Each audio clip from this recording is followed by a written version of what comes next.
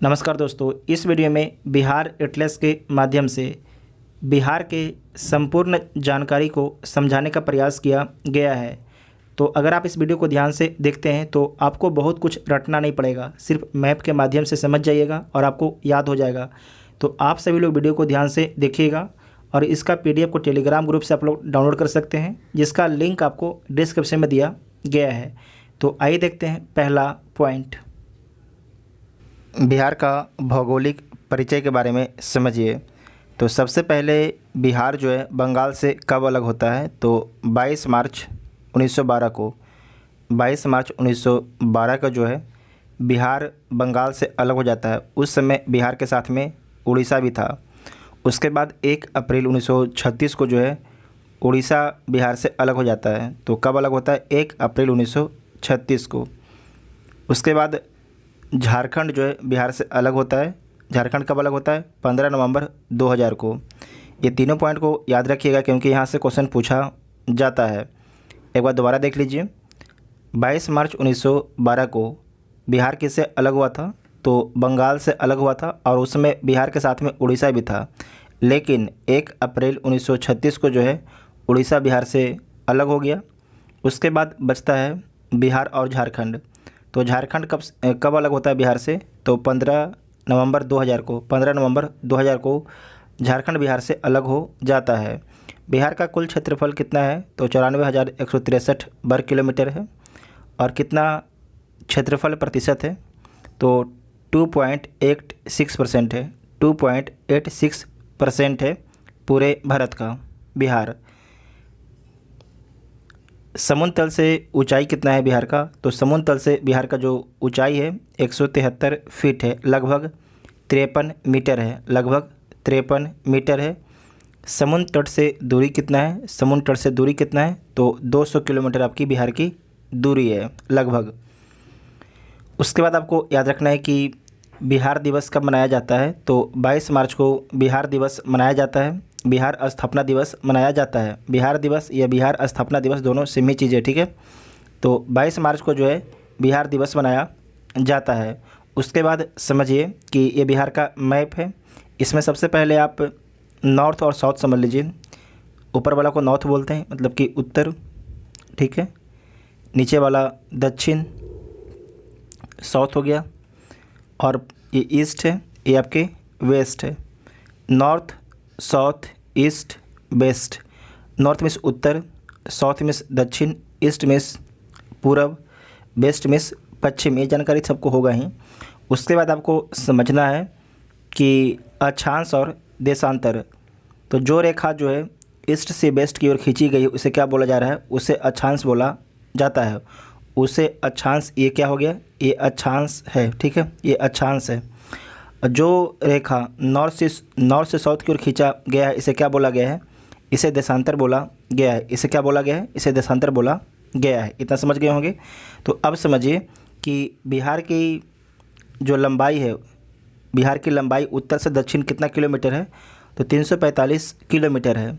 और पूरब से पश्चिम बिहार की लंबाई कितना है? पूरब से पश्चिम बिहार की लंबाई कितना है? तो 483 किलोमीटर है। उत्तर से दक्षिण कितना है? 345 किलोमीटर है। और पूरब से पश्चिम कितना है? तो पूरब से पश्चिम है 483 किलोमीटर है। कितना है? 483 किलोमीटर है। इतना आपको ध्यान में रखना है। उसके बाद एक क्वेश्चन पूछा जाता है कि अक्षांशीय विस्तार जो है बिहार के कहाँ से कहाँ तक है? तो 24 डिग्री 20 मिनट 10 सेकेंड उत्तरी अक्षांश से 27 डिग्री 31 मिनट 15 अक्षांश तक आपके बिहार का विस्तार है। अच्छा, उत्तर यहाँ क्यों लिखा गया? उत्तरी, उत्तर यहाँ से समझिएगा कि ये 0 डिग्री है और 0 डिग्री के ऊपर वाला क्या बोलेंगे? नॉर्थ, और नीचे वाला क्या बोलेंगे? साउथ।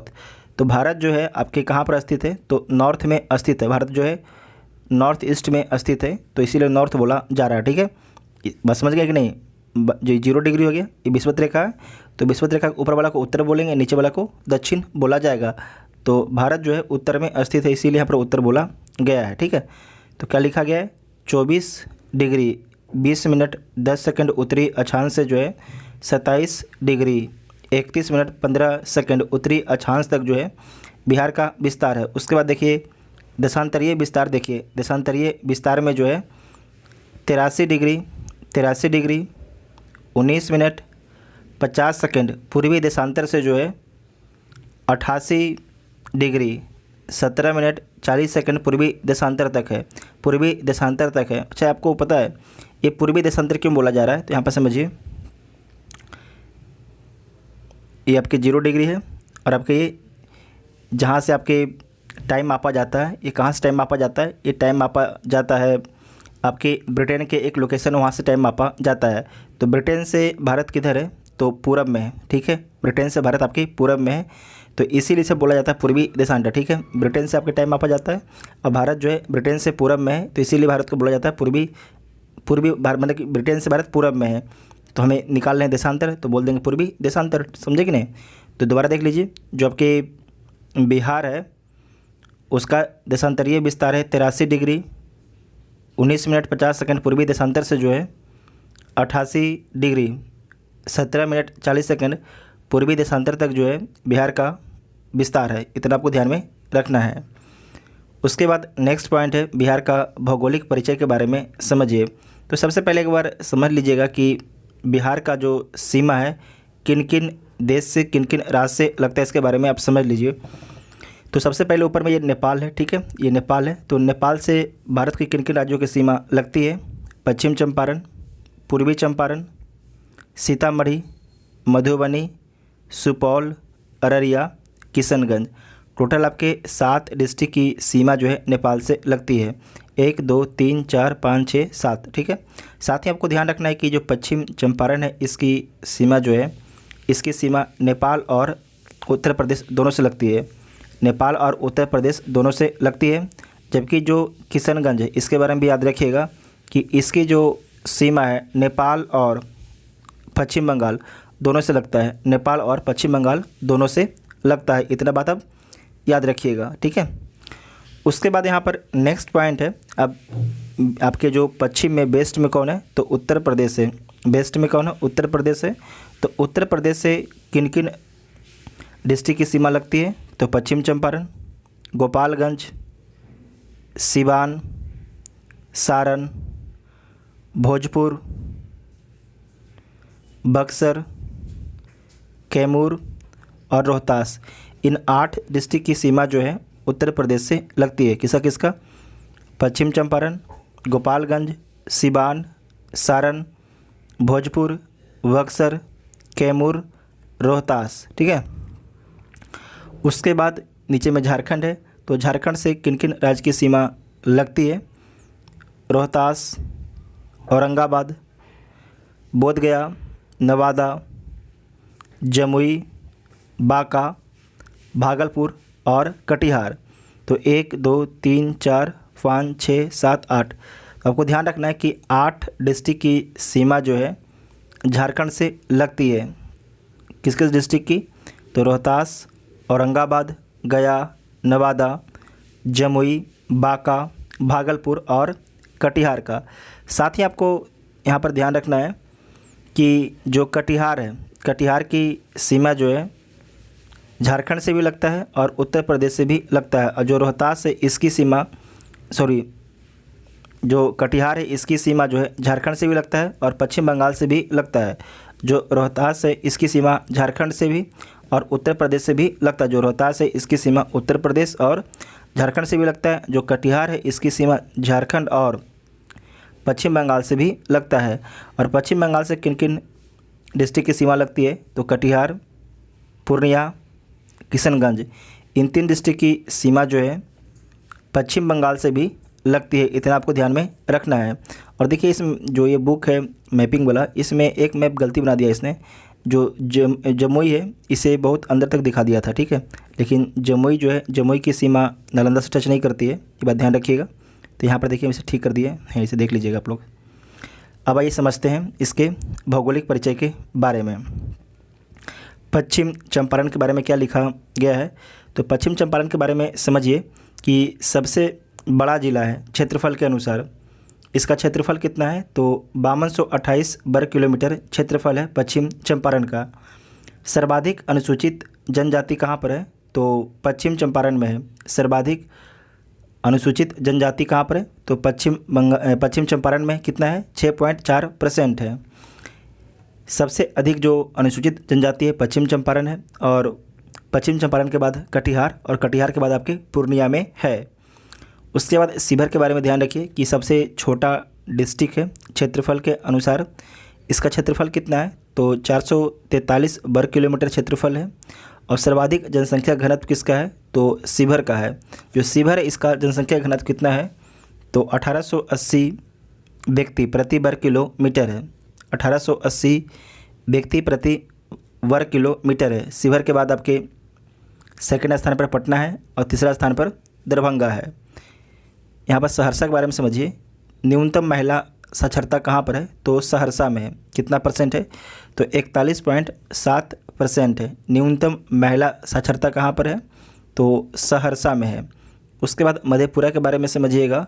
सर्वाधिक दशकीय वृद्धि कहाँ पर होता है? तो मधेपुरा में होता है, बिहार में।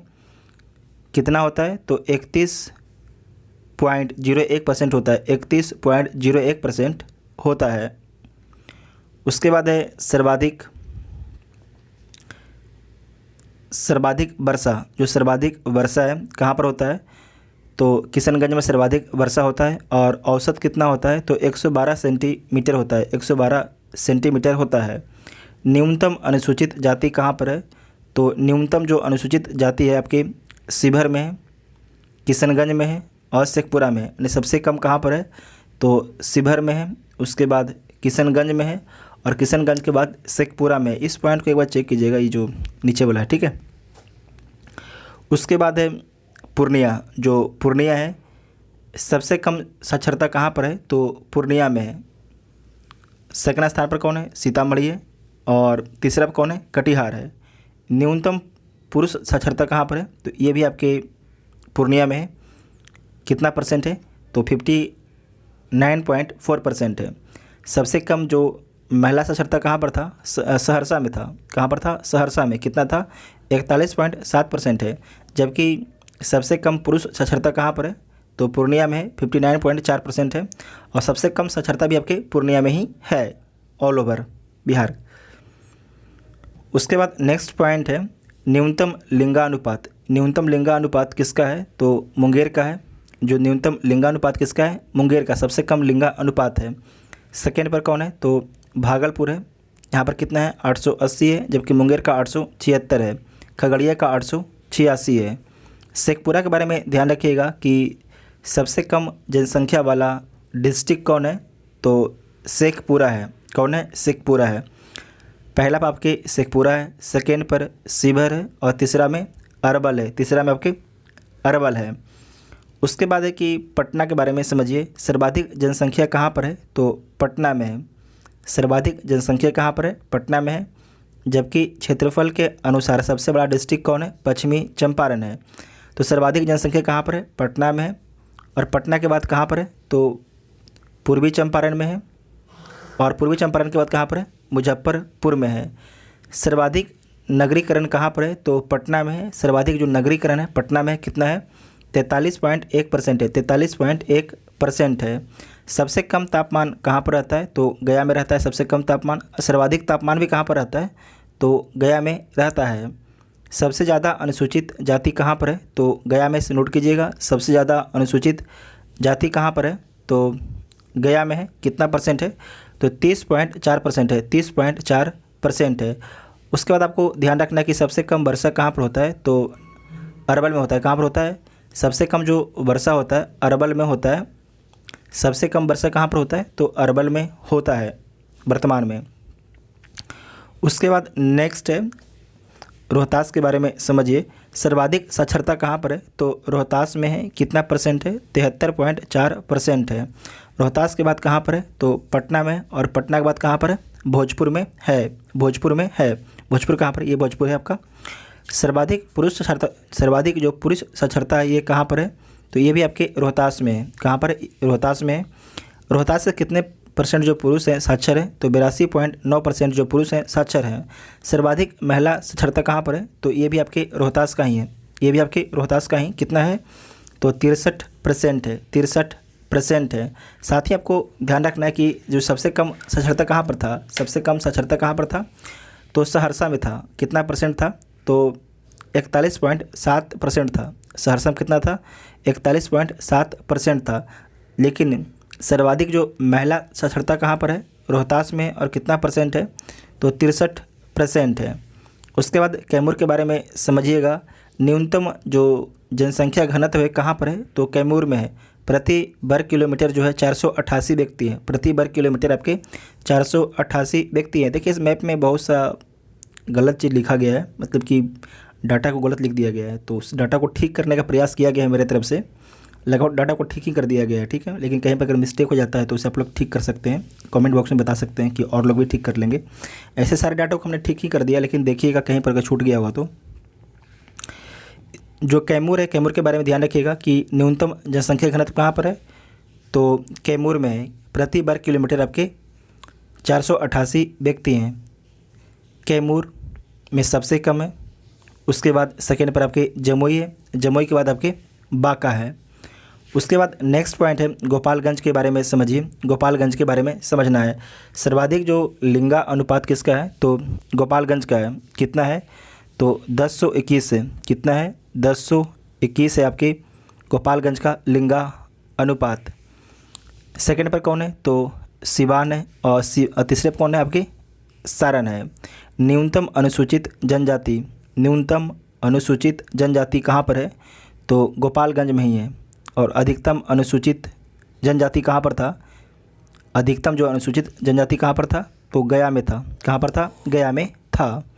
उसके बाद है न्यूनतम दशकीय वृद्धि सबसे कम कहाँ पर हुआ है, तो गोपालगंज में हुआ। कहाँ पर हुआ है, गोपालगंज में हुआ है।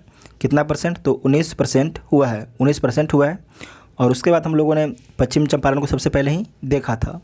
उसके बाद नेक्स्ट पॉइंट देखिए। नेक्स्ट पॉइंट है बिहार का राजनीतिक परिचय के बारे में समझिए। राजकीय फूल क्या है, तो गेंदा है। राजकीय पशु बैल है। राजकीय वृक्ष पीपल है। राजकीय चिन्ह क्या है, तो बोधि वृक्ष है। राजकीय पक्षी गोरैया। राजकीय मछली मांगुर है। इतना आपको याद रखना है। उसके बाद है बिहार में कितने प्रमंडल हैं, 9 प्रमंडल हैं। जिला कितना है, तो 38 है। और 38वां जिला अरवल है। अनुमंडल कितना है, 101 अनुमंडल है। प्रखंड 534 है। ग्राम पंचायत 8406 है। 8406 है। शासन की न्यूनतम इकाई क्या है, तो वार्ड है। कितने लोग, तब आप में से कितने लोग वार्ड भी होंगे। शासन की न्यूनतम इकाई क्या है, तो वार्ड है, ठीक है, वार्ड है। उसके बाद नेक्स्ट है कि बिहार का लोकसभा में कितना सीट है, तो 40 सीट है। राज्यसभा में 16 सीट है। विधानसभा में 243 सीट है। विधान परिषद में 75 सीट है। और आपको ध्यान रखना है कि जो बिहार की विधानसभा और विधान परिषद, मतलब कि बिहार में जो है द्विसदनात्मक व्यवस्था है। बिहार में 2 सदन है। एक सदन है कौन, एक है विधानसभा, दूसरा है विधान परिषद। जो विधान परिषद है भारत के कितने राज्यों में लागू है, तो 6 राज्यों में है। कौन कौन राज्य में है, तो उत्तर प्रदेश और बिहार। उसके बाद है महाराष्ट्र और कर्नाटक और तेलंगाना और आंध्र प्रदेश। तो 6 जो स्टेट हैं जहाँ पर द्विसदनात्मक व्यवस्था, मतलब कि 2 सदन है। कौन कौन सदन है, विधानसभा और विधान परिषद। जैसे लोकसभा और राज्यसभा होता है ना, उसी प्रकार राज्यों में जो है विधानसभा और विधान परिषद होता है। उसके बाद नेक्स्ट पॉइंट है कि बिहार का जनसंख्या कितना है, तो 10,40,99,452 है 2011 के जनगणना के अनुसार। जनसंख्या देश में कितना परसेंट है बिहार का, तो 8.06% है। 8.06% है। देश में जनसंख्या का स्थान बिहार के कौन सा है, तो तीसरा स्थान है। लिंगानुपात कितना है, 918 है। शिशु लिंगानुपात कितना है, 935। ये क्वेश्चन बीपीएससी पूछ चुका है, ठीक है। शिशु लिंगानुपात कितना है, तो 935 है। दशकीय वृद्धि दर कितना है, तो 25.4%। नोट कीजिएगा, दशकीय वृद्धि दर कितना है, तो 25.4% है। और जनसंख्या घनत्व कितना है, तो 1106 व्यक्ति प्रति वर्ग किलोमीटर है। देश में पहला स्थान है जनसंख्या घनत्व में बिहार का। जनसंख्या घनत्व में जो है बिहार का स्थान देश में पहला है। उसके बाद नेक्स्ट पॉइंट है साक्षरता दर कितना है बिहार का, तो 61.8% है। कितना है? 61.8% है।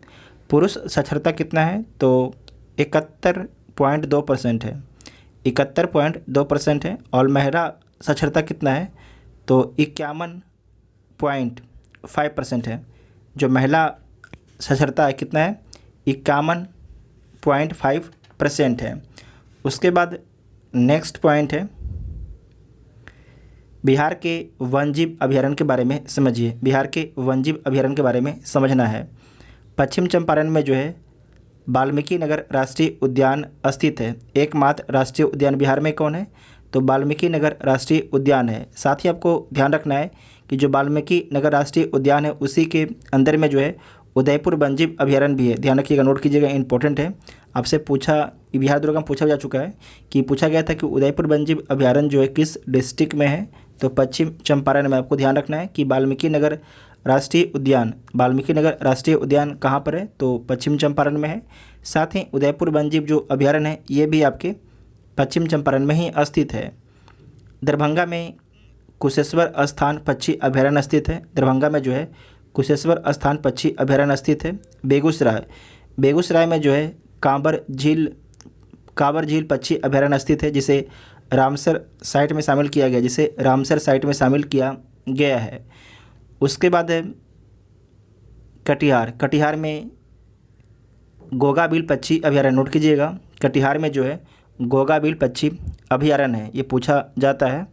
भागलपुर में विक्रमशिला पक्षी विहार, भागलपुर में जो है विक्रमशिला पक्षी विहार, विक्रमशिला गांगेय डॉल्फिन अभयारण्य स्थित है। विक्रमशिला पक्षी विहार कहाँ पर है, भागलपुर में है। विक्रमशिला गांगेय डॉल्फिन अभयारण्य कहाँ पर है, तो भागलपुर में स्थित है। देश का पहला है, ठीक है, देश का पहला है। भीम बांध अभयारण्य कहाँ पर स्थित है, तो मुंगेर में स्थित है भीम बांध अभयारण्य। उसके बाद है नागी डैम पक्षी अभयारण्य। नकटी डैम पक्षी अभयारण्य कहाँ पर स्थित है, तो जमुई में स्थित है और यहीं पर जो है कलरव महोत्सव हुआ था। नवादा में रजौली वन प्राणी अभयारण्य स्थित है।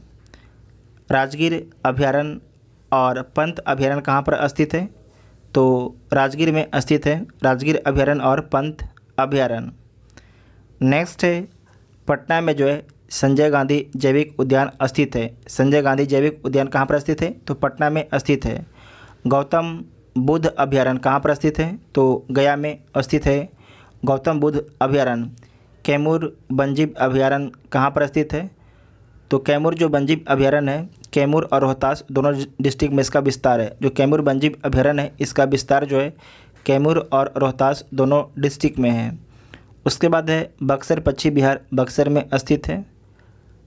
बदला सलीम अली जुब्बा साहनी अभयारण्य से नोट कीजिएगा, बदला सलीम अली जुब्बा साहनी अभयारण्य कहाँ पर है, तो वैशाली में स्थित है, वैशाली में स्थित है, ठीक है। तो बिहार के वन्यजीव अभयारण्य से संबंधित सारे पॉइंट को आप लोगों ने समझ गया है। उसके बाद नेक्स्ट है बिहार का खनिज संसाधन के बारे में समझ लीजिए। तो पश्चिम चंपारण में क्या मिलता है, तो सोरा मिलता है। पश्चिम चंपारण में सोरा मिलता है। बेगूसराय में सोरा मिलता है। सहरसा में पेट्रोलियम मिलता है। पूर्णिया में पेट्रोलियम मिलता है। भागलपुर में चीनी मिट्टी, बालू, सीसा, पत्थर और अबरख मिलता है। मुंगेर में क्या मिलता है, तो soap stone, sand, bauxite, quartz, चीनी मिट्टी कहाँ पर मिलता है, तो मुंगेर में मिलता है। से ध्यान से देख लीजिएगा। Soap stone, Chilka, sand, bauxite, quartz, चीनी मिट्टी कहाँ पर मिलता है, मुंगेर में मिलता है। उसके बाद है जमुई में क्या मिलता है, तो क्वार्ट्ज फेल्सपार क्या मिलता है, क्वार्ट्ज फेल्सपार, सोना, मैग्नेटाइट, सोप स्टोन, ये कहाँ मिलता है, तो जमुई में मिलता है। याद रखिएगा, सोना का सबसे बड़ा भंडार जो है जमुई में ही मिला है। नवादा में अबरख मिलता है। गया में अबरख, यूरेनियम, लिथियम मिलता है। गया में जो है अबरख, यूरेनियम, लिथियम मिलता है। औरंगाबाद में कोयला का भंडार है। रोहतास में जो है चूना पत्थर, नोट कीजिएगा, चूना पत्थर, पायराइट, डोलामाइट, गंधक, ये सारे कहाँ पर? रोहतास में मिलता है। चूना पत्थर, पायराइट, डोलामाइट, गंधक, ये सारे जो खनिज हैं कहाँ पर है? तो रोहतास में है। चूना पत्थर कहाँ पर है? तो कैमूर में है, और चूना पत्थर आपके रोहतास में, दोनों डिस्ट्रिक्ट में आपके मिलता है। सोरा जो है कहाँ पर मिलता है? सारण में भी मिलता है। पूर्वी चंपारण, पश्चिम चंपारण तो ये हो जाएगा, पूर्वी चंपारण, सारण, बेगूसराय, इन तीनों लोकेशन पर आपके सोरा मिलता है। कहाँ कहाँ पर? सारण, पूर्वी चंपारण, बेगूसराय। अगर पहली बार हम पश्चिम चंपारण बोल देंगे तो इसे करेक्ट कर लीजिएगा आप लोग, पूर्वी चंपारण होगा, ठीक है, पूर्वी चंपारण होगा। तो पूर्वी चंपारण में आपके सोरा मिलता है, तो इसे आप लोग देख लिए हैं। उसके बाद नेक्स्ट पॉइंट है बिहार की नदियाँ। देखिए बिहार की नदियाँ मेनली आपको याद क्या रखना है?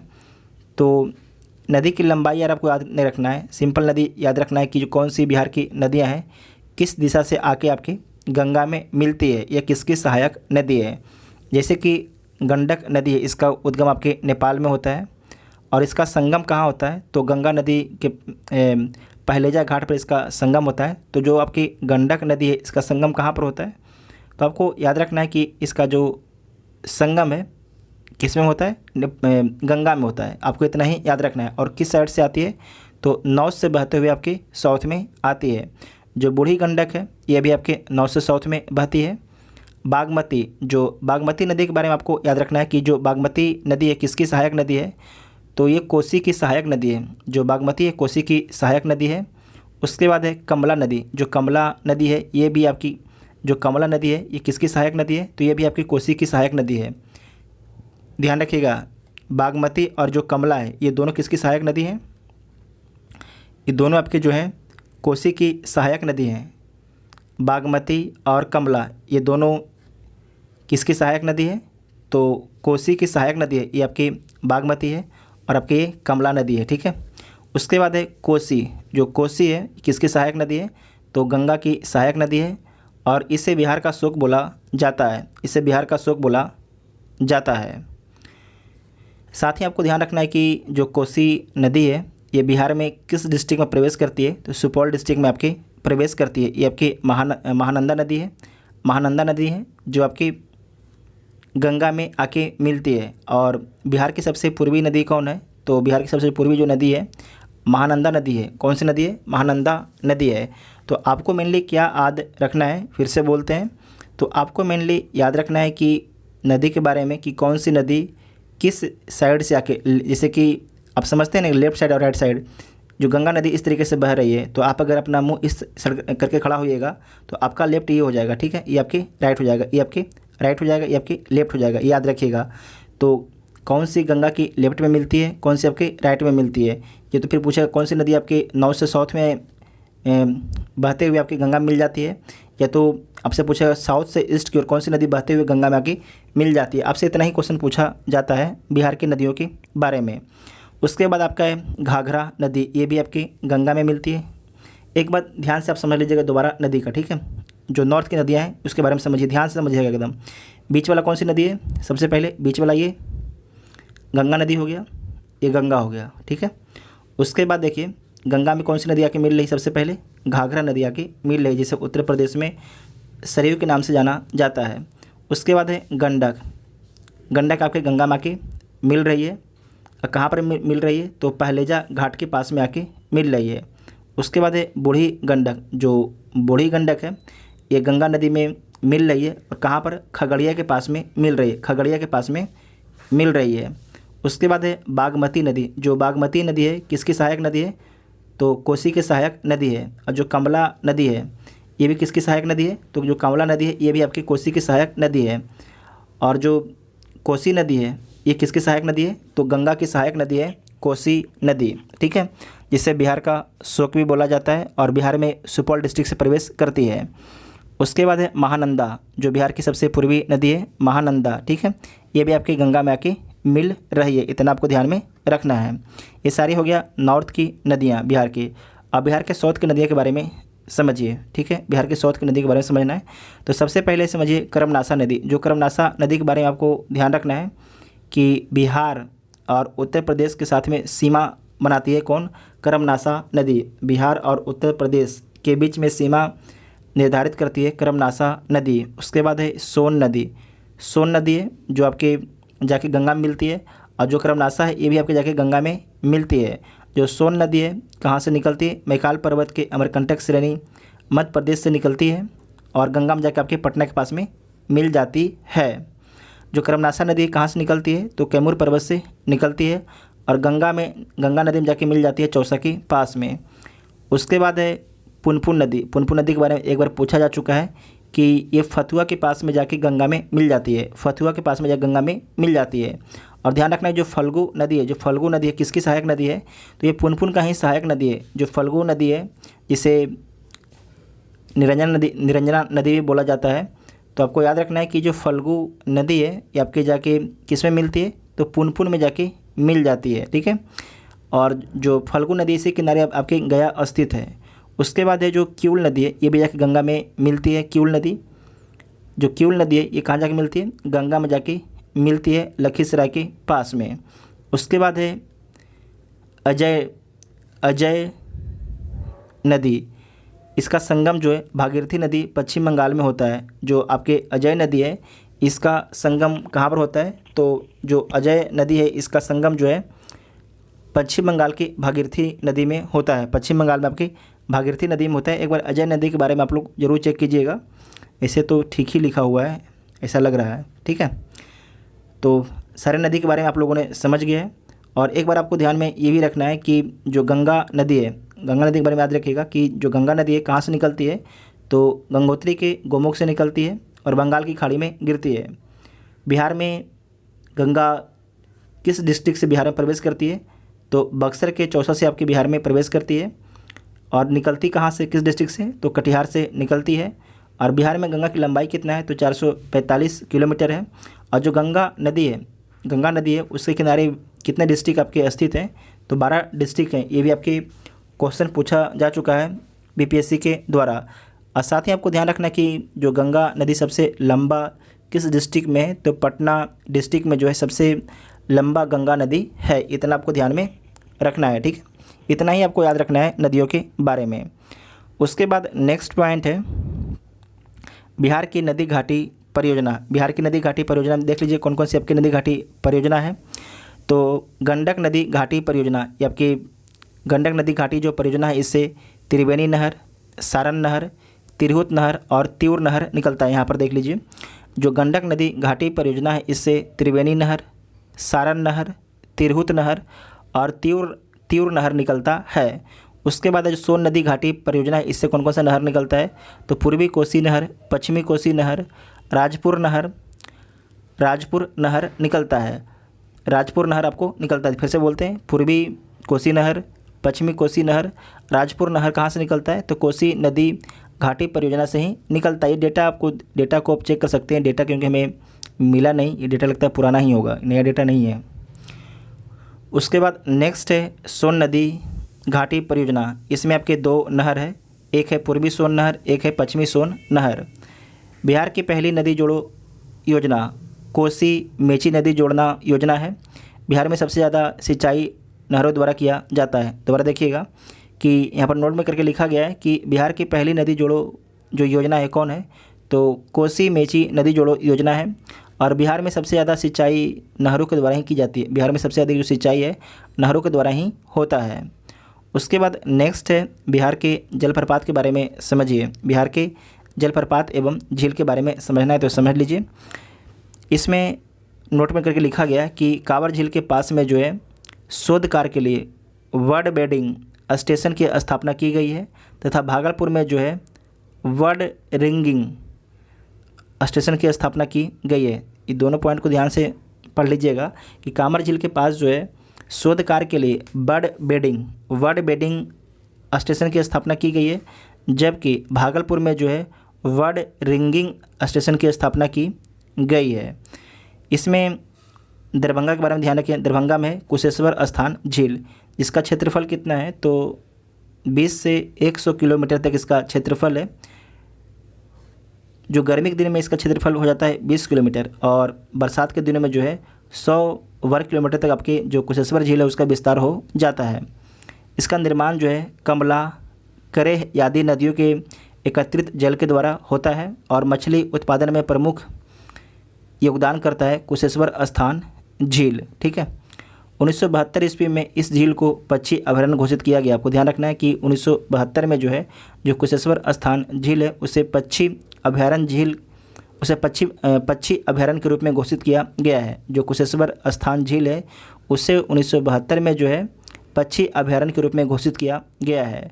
उसके बाद है गोकुल झील, सिमरी बख्तियारपुर झील, गोकुल झील, सिमरी बख्तियारपुर झील।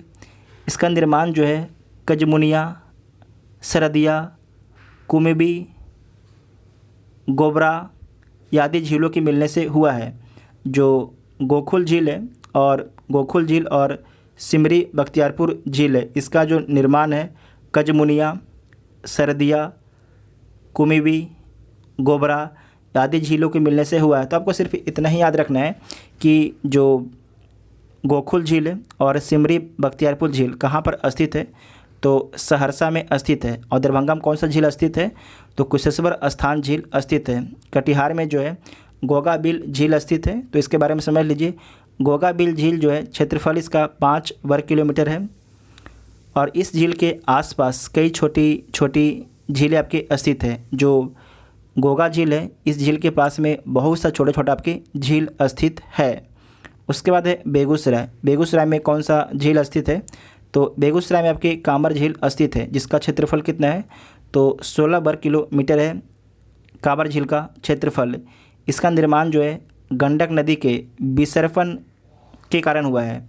जो गंडक नदी है इसके विसर्पण के कारण ही कांवर झील का निर्माण हुआ। इसे समझिए कि जो गंडक नदी थी यहाँ पर बह रही थी, ठीक है, लेकिन कुछ दिन के बाद जो गंडक नदी यहाँ से बहना शुरू कर दी, तो इसका मतलब जो कुछ इलाके में यहाँ पर गड्ढा हो गया होगा तो वहाँ पर तो पानी रहेगा ही ना।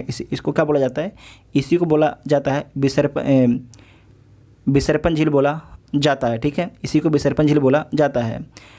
यहाँ पर 106 प्रजातियों के पक्षी एशिया की सबसे बड़ी गोकुल झील में आपके आते हैं। आपको ध्यान रखना है कि एशिया की जो सबसे बड़ी गोकुल झील कौन है, तो एशिया की सबसे बड़ी गोकुल झील है कांवर झील है।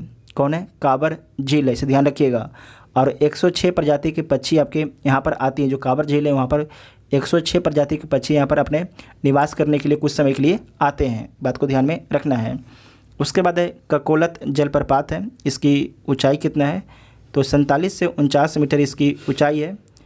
कोडरमा पठार से उतरने वाली जो धारा है वो आपके ककोलत जलप्रपात कहलाती है, नवादा में आके। ठीक है, ये जो कोडरमा पठार है उससे उतरने वाली करीब 7 जलधारा है। ठीक है, उस 7 जलधारा मिलने के बाद जो है ककोलत जलप्रपात है उसका निर्माण करती है। कहाँ पर, नवादा डिस्ट्रिक्ट में। जो नवादा डिस्ट्रिक्ट में रहते हैं तो आप कभी ककोलत जाइए, आपको बहुत ही अच्छा फीलिंग होगा। आपको करीब वहाँ से जब ककोलत में आप एंट्री कीजिएगा तो आपको 2 किलोमीटर से आपको जो है ना ऐसा लगेगा कि वहाँ का जो वातावरण है बहुत ही ठंडा है, बहुत ही ठंडा। जाइएगा तो बहुत ही अच्छा लगेगा। जो नवादा का है कभी कभी जाइए, यहाँ पर जाके एक बार ज़रूर अपना फीलिंग लीजिए, बहुत ही अच्छा लोकेशन है। ठीक है, उसके बाद है रोहतास में कौन कौन सा आपके जलप्रपात है इसे देख लीजिए। ओखारी नन कुंड जो है कहाँ पर स्थित है, तो रोहतास में स्थित है, गोपथ नदी पर स्थित है। इसकी ऊंचाई कितना है, 90 मीटर है। उसके बाद है सुखलदरी जलप्रपात जो है कन्हर नदी पर स्थित है। दुर्गावती खादरको जलप्रपात कहाँ पर स्थित है, तो दुर्गावती नदी पर स्थित है और 80 मीटर इसकी ऊंचाई है। धुआं कुंड जलप्रपात आपके कहाँ पर है, तो रोहतास में है।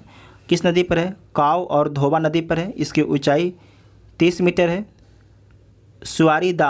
सुवारीदाह जो जलप्रपात है ये रोहतास में स्थित है। इसकी ऊंचाई कितना है, 180 मीटर इसकी ऊंचाई है। उसके बाद है राकिम कुंड है ये कहाँ पर स्थित है, तो रोहतास में स्थित है। और किस नदी पर है, तो गाय घाट पर। ये क्या है, जो राकिम कुंड है ये आपके जलप्रपात, ध्यान रखिएगा। जो राकिम कुंड क्या है, जलप्रपात है। किस नदी पर है, तो गाय घाट नदी पर स्थित है। उसके बाद है जियारखंड जलप्रपात कहाँ पर है, तो फुलबरिया में स्थित है, भोजपुर में। कहाँ पर? फुलबरिया नदी भोजपुर में स्थित है। जियार खंड जो जलप्रपात है किस नदी पर है? तो फुलबरिया नदी पर स्थित है। और किस डिस्ट्रिक्ट में है? तो भोजपुर डिस्ट्रिक्ट में। इतना आप सभी को ध्यान में रखना है। उसके बाद नेक्स्ट पॉइंट है, बिहार की मिट्टियाँ के बारे में समझिए। बिहार की मिट्टी के बारे में आपको समझना है तो समझ लीजिए। सबसे ऊपर में देखिए, ये आपके है पर्वत पादीय मिट्टी। ये क्या है? पर्वत पादीय मिट्टी है। पर्वत पादीय मिट्टी उत्तर पश्चिम भाग हिमालयन मिट्टी, कंकरीली पथरीली कम उपजाऊ भाबर क्षेत्र है। ध्यान रखिएगा कि जो पर्वतीय मिट्टी है उत्तर पश्चिम हिमालयन क्षेत्र में स्थित है, जो कंकरीली पथरीली और बहुत ही कम उपजाऊ वाला मिट्टी है। ये आपके तराई है। तराई मिट्टी है जो उत्तर नेपाल के सीमावर्ती क्षेत्र चंपारण से किशनगंज तक आपके इसका विस्तार है। जो तराई मिट्टी है इसका विस्तार जो है चंपारण से किशनगंज तक इसका विस्तार है। और इस इलाके में जो है धान, जूट और गन्ने की खेती की जाती है। धान, गन्ने और जूट की खेती की जाती है। उसके बाद नेक्स्ट पॉइंट है, ये जो पॉइंट देख रहे हैं, जो खाली वाला जगह है, ठीक है, जहाँ पर मेरा पेन चल रहा है, इसे बोलते हैं बांगर मिट्टी। इसे क्या बोला जाता है? बांगर मिट्टी बोला जाता है। ये पुरानी जलोढ़ मिट्टी है। ये क्या है? पुरानी जलोढ़ मिट्टी है और उपजाऊ है। ध्यान रखिएगा, और उपजाऊ है। इसमें धान, गेहूँ, मक्का, चना, अरहर की खेती की जा सकती है। किसकी? धान की, गेहूँ की, मक्का, चना, अरहर की खेती की जा सकती है। साथ ही आपको ध्यान रखना है कि चंपारण, मुजफ्फरपुर और दरभंगा में जो है पुरानी बांगर मिट्टी का विस्तार है। चंपारण, मुजफ्फरपुर और दरभंगा में जो है आपका पुरानी बांगर मिट्टी का विस्तार है। उसके बाद नेक्स्ट पॉइंट है लाल बलुई मिट्टी कम उपजाऊ है, कैमूर पठारी क्षेत्र में स्थित है और लोहे की अधिकता है। जो लाल बलुई मिट्टी है इसमें लोहे की अधिकता है। उसके बाद नेक्स्ट पॉइंट है करेल कैवाल मिट्टी। ये जो देख रहे हैं इसमें आपकी मिट्टी है, करेल कैवाल मिट्टी है। करेल कैवाल मिट्टी है जिसे पुरानी जलोढ़ मिट्टी बोला जाता है। जो करेल कैवाल मिट्टी है इसे पुरानी जलोढ़ मिट्टी बोला जाता है। और आपको ध्यान रखना है कि ये भी आपकी उपजाऊ मिट्टी है और इसमें रबी खरीफ का उत्पादन किया जाता है। इसमें जो है रबी और खरीफ दोनों फसलों का उत्पादन किया जाता है। और ज़्यादातर इसका विस्तार जो है पटना, नालंदा में ज़्यादातर आपके करेल कैवाल मिट्टी का विस्तार है। लेकिन देखिए यहाँ इसका विस्तार तो पूरा यहाँ से शुरू होता है, लगभग औरंगाबाद से लेते हुए भोजपुर, आपके कुछ शेखपुरा, कुछ नवादा, नालंदा, ये सारे आपके डिस्ट्रिक्ट इसमें आपके शामिल हो जाते हैं। उसके बाद है लाल पीली मिट्टी। इस इलाके में आपकी लाल पीली मिट्टी स्थित है। जो लाल पीली मिट्टी है वो क्यों लाल पीली दिखता है? तो लोहा और ऑक्साइड की उपस्थिति कारण और जो लाल पीली मिट्टी होता है वो कम उपजाऊ होता है। मोटे अनाज यहाँ पर उत्पादन होते हैं। और साथ ही आपको ध्यान रखना है कि जो लाल पीली मिट्टी होती है इसे बलसुंदरी मिट्टी भी बोला जाता है। उसके बाद है जो गंगा के साउथ में स्थित है, ये आपके गंगा है। और गंगा के जो साउथ में स्थित है इसे टाल मिट्टी बोला जाता है। जो टाल मिट्टी है सबसे उपजाऊ मिट्टी होता है। जो टाल मिट्टी होता है सबसे उपजाऊ मिट्टी होता है। 810 किलोमीटर आपके गंगा के दक्षिण में इसका विस्तार है। और आपको ध्यान रखना है कि 8 से 10 किलोमीटर इसका विस्तार जो है गंगा के दक्षिण में है। और साथ ही रबी फसल के लिए महत्वपूर्ण है, खासकर दलहन के लिए, चना, मसूर, इन सभी फसलों के लिए जो है टाल मिट्टी जो है प्रसिद्ध है। टाल मिट्टी आपकी प्रसिद्ध है। उसके बाद जो गंगा है उसके ऊपर में देखिए ये जो बूंदे इसे खादर मिट्टी बोला जाता है। ये क्या है? तो नवीन जलोढ़ मिट्टी है और सबसे उपजाऊ मिट्टी है। यहाँ पर धान, गेहूँ, मक्का, दलहन की खेती की जाती है। साथ ही यहाँ पर जूट की भी खेती की जाती है पूर्णिया और कटिहार में। इतना बात को आपको ध्यान में रखना है, ठीक है। उसके बाद नेक्स्ट पॉइंट है बिहार की चट्टाने के बारे में समझिए। यहाँ से क्वेश्चन हर साल पूछा जाता है चट्टान के बारे में, ठीक है। तो इसमें सबसे जो पुराना चट्टान कौन है? तो जो धारबार क्रम की चट्टान है ये सबसे पुराना है। सो नोट कीजिएगा, बेंधियन क्रम की चट्टान आपके सेकेंड पुराना है, बेंधियन क्रम की चट्टानें आपके जो है सेकेंड पुराना है। उसके बाद जो है टर्सरी क्रम की जो चट्टानें जो है तीसरा में पुराना है। सबसे नया कौन है? तो सबसे जो नया है क्वाटरनरी चट्टानें सबसे नया है, क्वाटरनरी चट्टान जो है सबसे नया है। तो देख लीजिए, धारबार चट्टानें, जो धारबार चट्टानें हैं दक्षिण पूर्व बिहार के मुंगेर, जमुई, नवादा, जो ये सब डिस्ट्रिक्ट है, इन सभी डिस्ट्रिक्ट में आपके सारा डिस्ट्रिक्ट यहाँ पर लिखा नहीं गया है, तो यहाँ पर आप लोग मैप में समझ लीजिए। आपको मैप अगर दिमाग में होगा तो आप लोग को मैप तो बिहार का आधी हो गया होगा। तो जो धारबार चट्टानें हैं वो आपके दक्षिण पूर्व बिहार में स्थित है। इसमें मुंगेर, जमुई, नवादा, गया, औरंगाबाद, शेखपुरा, नालंदा, इन सभी डिस्ट्रिक्ट आपके शामिल होते हैं। और अबरक के निक्षेप के लिए प्रसिद्ध है धारबार चट्टानें। ठीक है, तो आपको इतना याद रखना है कि जो धारबार चट्टानें, इसका विस्तार आपके देख लीजिए इस इलाके में है। ये पूछा जाता है आपसे, डिस्ट्रिक्ट का नाम दे दिया जाता है कि जो धारबार चट्टानें इस डिस्ट्रिक्ट में इसका विस्तार है। उसके बाद यहाँ पर देखिए, नीचे में देखिए यहाँ पर विंध्यन समूह है। जो विंध्यन समूह की चट्टानें हैं इसका विस्तार केवल और केवल कहाँ पर है? जो विंध्यन क्रम की चट्टानें हैं इसका विस्तार केवल और केवल कैमूर और रोहतास में है। ठीक है, केवल कैमूर और रोहतास में, कैमूर और रोहतास में है। उसके बाकी जो भी डिस्ट्रिक्ट उन सभी डिस्ट्रिक्ट में जो है धारबार चट्टानें का विस्तार है। फिर से बोलते हैं आपको हम कि जो आपके विंध्यन समूह की चट्टानें हैं उसका विस्तार केवल और केवल कैमूर और रोहतास है, केवल कैमूर और रोहतास में है। बाकी जो भी डिस्ट्रिक्ट बचता है साउथ के, गंगा के साउथ में, उन सभी डिस्ट्रिक्ट में जो है धारबार चट्टानें का आपके विस्तार है। उसके बाद आपको नेक्स्ट आपको ध्यान रखना है, यहाँ पर लिखा है सबसे पुरानी चट्टान, ये गलत लिखा है। सबसे पुरानी चट्टान अब कौन है? धारबार चट्टान है, सबसे पुरानी चट्टान है। ठीक है, उसके बाद है टर्सरी या बलित चट्टानें के बारे में समझना है। जो हिमालय तराई क्षेत्र का भाग है, जो शिवालिक है, जो शिवालिक है ना, तो सबसे लास्ट में शिवालिक का ही निर्माण हुआ है, तो शिवालिक का ही एक तरीके से ये भाग है, टर्सरी और बलित चट्टानें। उसके बाद लास्ट में आपका है ये जो इसे बोलते हैं बिहार का मैदान। जो बिहार का मैदान है उसमें जो है क्वाटरनरी चट्टानें पाई जाती है। बिहार के मैदान में जो है क्वाटरनरी चट्टान पाई जाती है हिमालय एवं छोटा नागपुर पठारी क्षेत्र में, हिमालय एवं छोटा नागपुर पठारी क्षेत्र में। ठीक है, उसके बाद नेक्स्ट पॉइंट है बिहार की जलवायु के बारे में समझिए। तो बिहार की जलवायु को आपके 4 भागों में बांटा गया है। और जो बिहार की जलवायु है उपोष्ण, बिहार की जो जलवायु जो उष्ण भी है। और नेक्स्ट है बिहार का जलवायु क्षेत्र के बारे में समझिए। तो बिहार की जो जलवायु है उपोष्ण कटिबंधीय और मानसूनी है, उपोष्ण कटिबंधीय और मानसूनी, जहाँ की औसत वर्षा 112 सेंटीमीटर होता है। बिहार का जो बिहार की जलवायु से 4 क्षेत्रों में बांटा गया है। तो यहाँ पर देख लीजिए, zone 1, zone 2, zone 3A, zone 3B में बांटा गया है।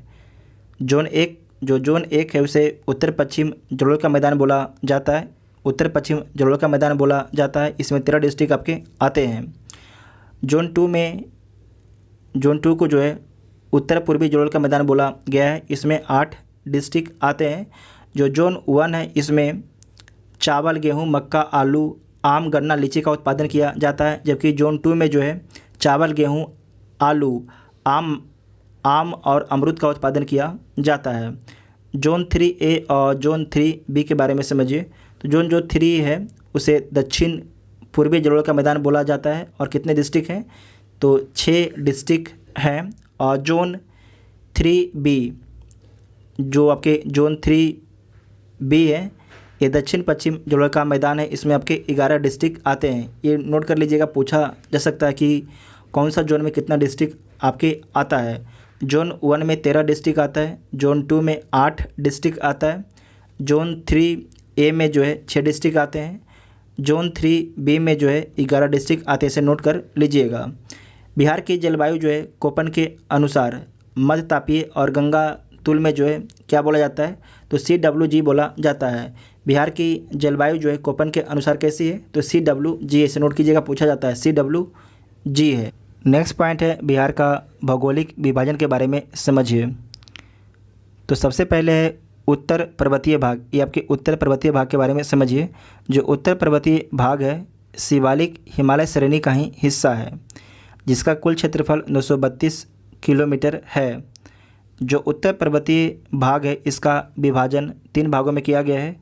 रामनगर दून, जिसकी लंबाई 32 किलोमीटर और चौड़ाई 6 से 8 किलोमीटर है। दून घाटी रामनगर दून और सोमेश्वर घाटी के बीच में स्थित है, रामनगर दून। साथ ही सोमेश्वर पहाड़ी के बारे में आपको ध्यान में रखना है कि त्रिवेणी नहर का उद्गम सोमेश्वर की पहाड़ी से होता है। सोमेश्वर की सबसे जो ऊंची चोटी है उसकी ऊंचाई कितना है, तो 874 मीटर है।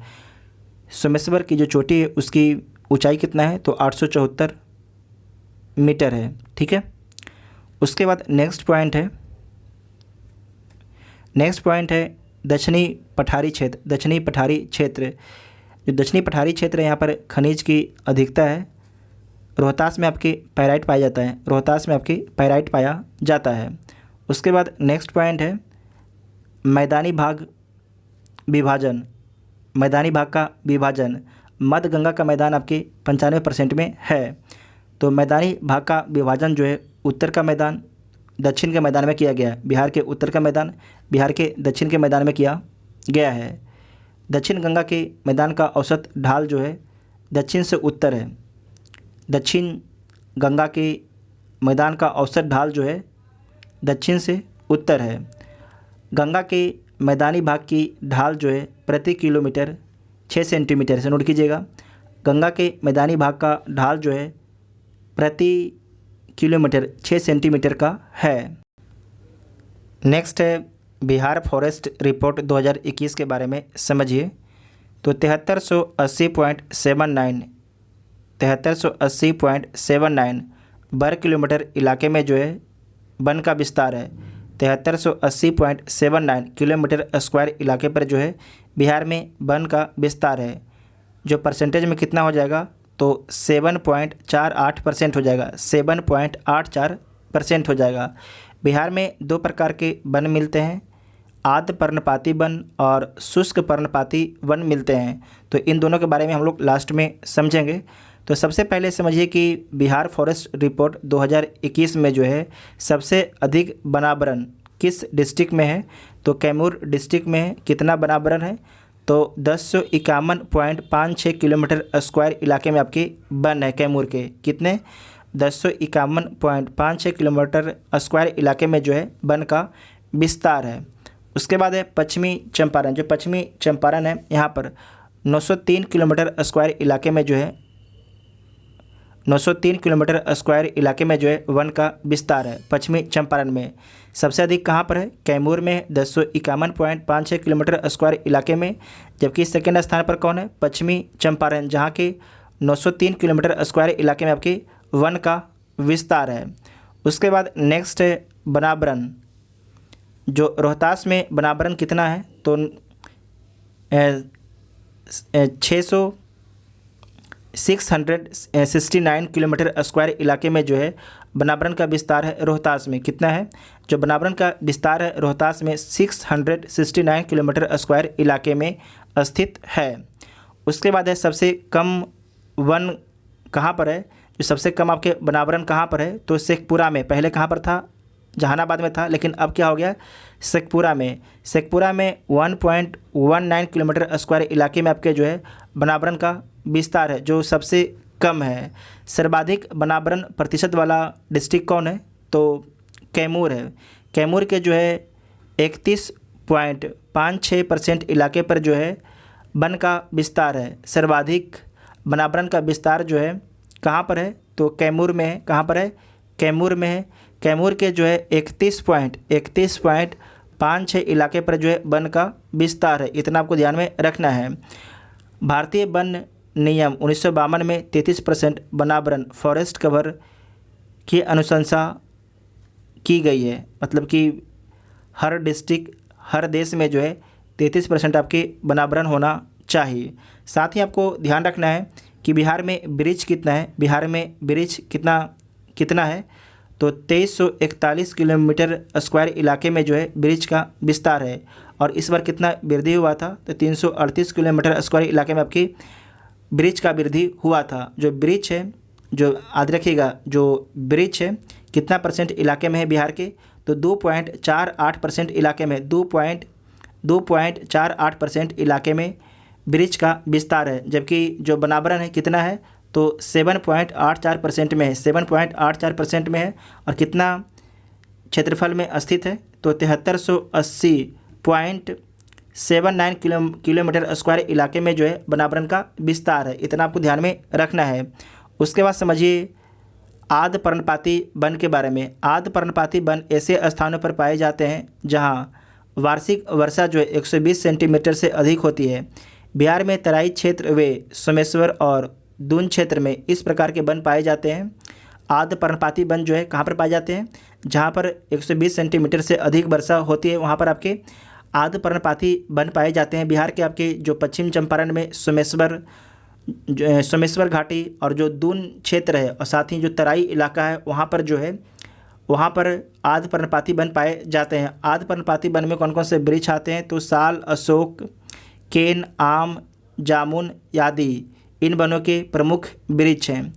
उसके बाद है शुष्क पर्णपाती वन के बारे में समझिए। शुष्क पर्णपाती वन के बारे में समझना है, तो शुष्क पर्णपाती वन ऐसे स्थानों पर पाए जाते हैं जहां वार्षिक वर्षा जो है 120 सेंटीमीटर से कम होती है। कहाँ जो वर्षा है 120 सेंटीमीटर से कम होती है। जबकि जो आर्द्र पर्णपाती वन था, वहाँ पर क्या था, वर्षा 120 सेंटीमीटर से अधिक होता था।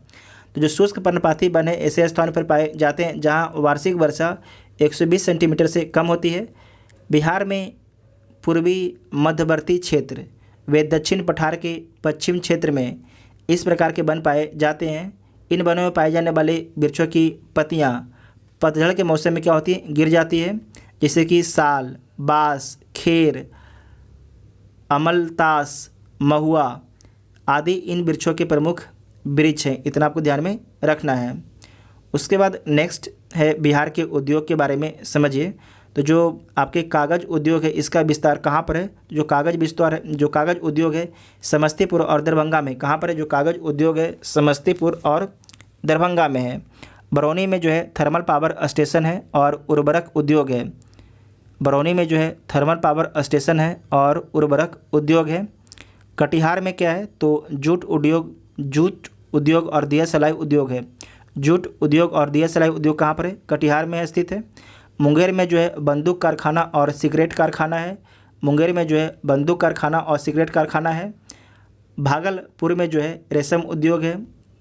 भागलपुर में आपकी रेशम उद्योग है। जब छोटा थे ना, तो मेरे दादाजी हमसे एक ही सवाल पूछते थे कि बंदूक कारखाना कहाँ पर है और सिगरेट कारखाना कहाँ पर है, तो हम हमेशा बताया करते थे मुंगेर में। ठीक है, तो कहाँ पर है, मुंगेर में स्थित है। और रेशम उद्योग कहाँ पर है, तो भागलपुर में रेशम उद्योग है। सिंदूर उद्योग, जो सिंदूर उद्योग है कहाँ पर है, तो लखीसराय में सिंदूर उद्योग है। भारत बैगन एंड इंजीनियरिंग कंपनी लिमिटेड कहाँ पर है, तो पटना में स्थित है। पटना मोकामा में स्थित है। पटना में स्थित होना चाहिए, मोकामा में तो होगा आपके ये। ठीक है, ये ध्यान रखिएगा कि भारत बैगन एंड इंजीनियरिंग कंपनी लिमिटेड ये कहाँ पर है, तो पटना में स्थित है। जूता उद्योग कहाँ पर है, पटना में स्थित है। दोबारा देखिएगा, भारत बैगन एंड इंजीनियरिंग कंपनी लिमिटेड कहाँ पर है, तो आपके पटना में है। ठीक है, पटना में है। जबकि पटाखा उद्योग कहाँ पर है, पटना में है।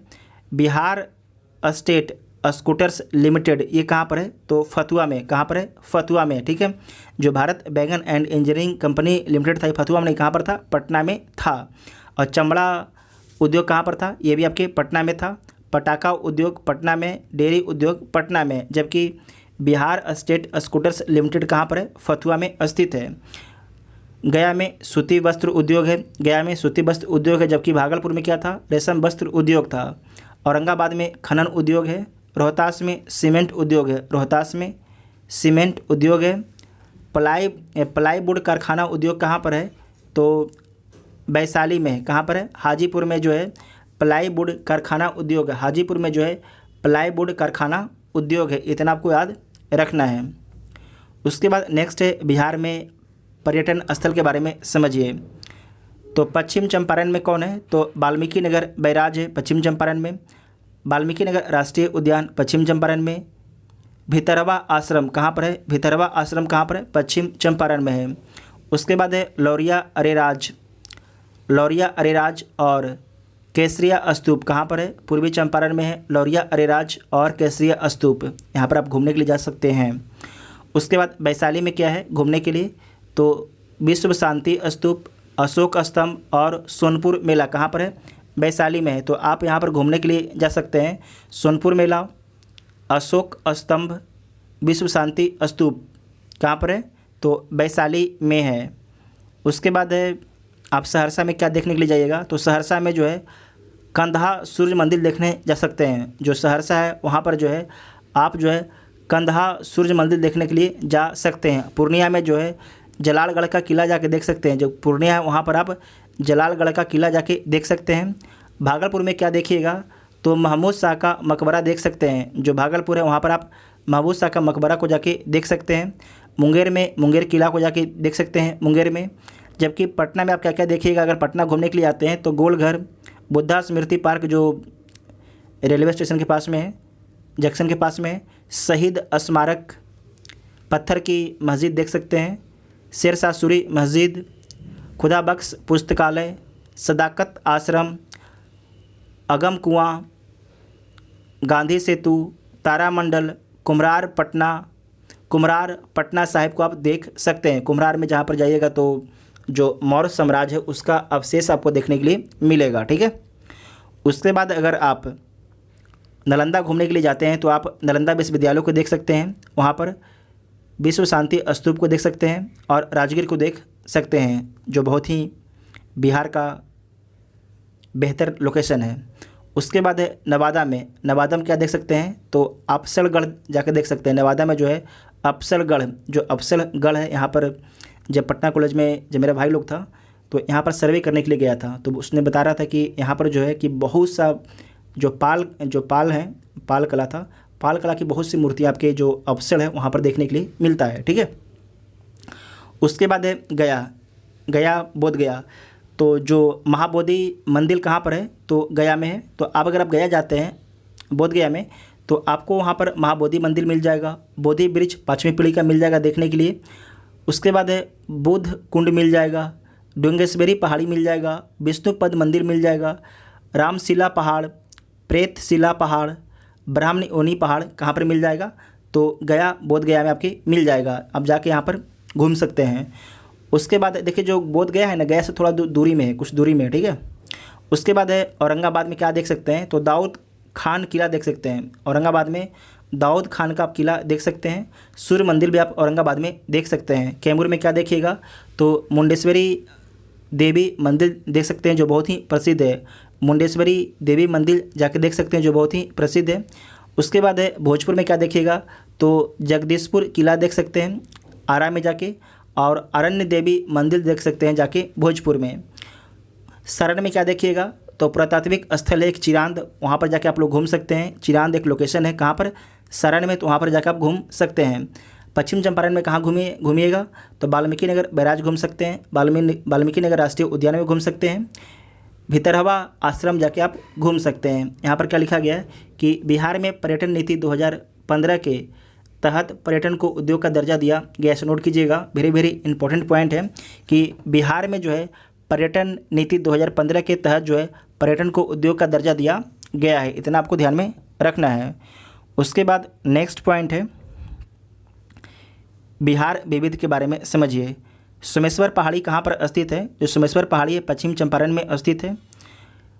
लीची का सर्वाधिक उत्पादन कहाँ पर होता है? तो मुजफ्फरपुर में होता है। दरभंगा के बारे में याद रखिएगा कि दरभंगा महाराज, दरभंगा मेडिकल कॉलेज, ललित नारायण मिथिला विश्वविद्यालय कहाँ पर है? तो दरभंगा में स्थित है। मधुबनी में मधुबनी है, मधुबनी पेंटिंग के लिए प्रसिद्ध है। जो मधेपुरा है, नोट कीजिएगा, मधेपुरा जो है डीजल इंजन कारखाना के लिए प्रसिद्ध है। मधेपुरा जो है डीजल इंजन कारखाना के लिए प्रसिद्ध है। कटिहार जूट उद्योग के लिए प्रसिद्ध है। भागलपुर जो है अंग महाजनपद की राजधानी थी। और विक्रमशिला विश्वविद्यालय कहाँ पर था? तो भागलपुर में था। और केला उद्योग के लिए प्रसिद्ध है। मुंगेर के बारे में याद रखना है कि मुंगेर में जो है योग विश्वविद्यालय है, सिगरेट बंदूक उद्योग है, मीर कासिम का किला है। कहाँ पर है ये? मुंगेर में है। योग विश्वविद्यालय कहाँ पर है? मुंगेर में है। सी ग्रेड बंदूक उद्योग का जो कारखाना है कहाँ पर है? मुंगेर में है। मीर कासिम का किला कहाँ पर है? मुंगेर में है। कांवर झील कहाँ पर है? बेगूसराय में है। रेलवे पुल है कहाँ पर है? बेगूसराय में है। बरौनी तेल शोधक कारखाना कहाँ पर है? तो आप बेगूसराय डिस्ट्रिक्ट में है। उसके बाद है ककोलत जलप्रपात कहाँ पर है? नवादा में ककोलत जलप्रपात। कृषि विश्वविद्यालय पूसा कहाँ पर है? तो समस्तीपुर में जो है कृषि विश्वविद्यालय पूसा है। कृषि विश्वविद्यालय पूसा कहाँ पर है? तो समस्तीपुर में है। उसके बाद है नालंदा में क्या है? तो बख्तियार खिलजी के द्वारा जलाया गया नालंदा विश्वविद्यालय स्थित है। बिहार शरीफ पुलिस अकादमी कहाँ पर है? तो नालंदा में ही स्थित है। बिहार शरीफ पुलिस अकादमी कहाँ पर है? नालंदा में ही स्थित है।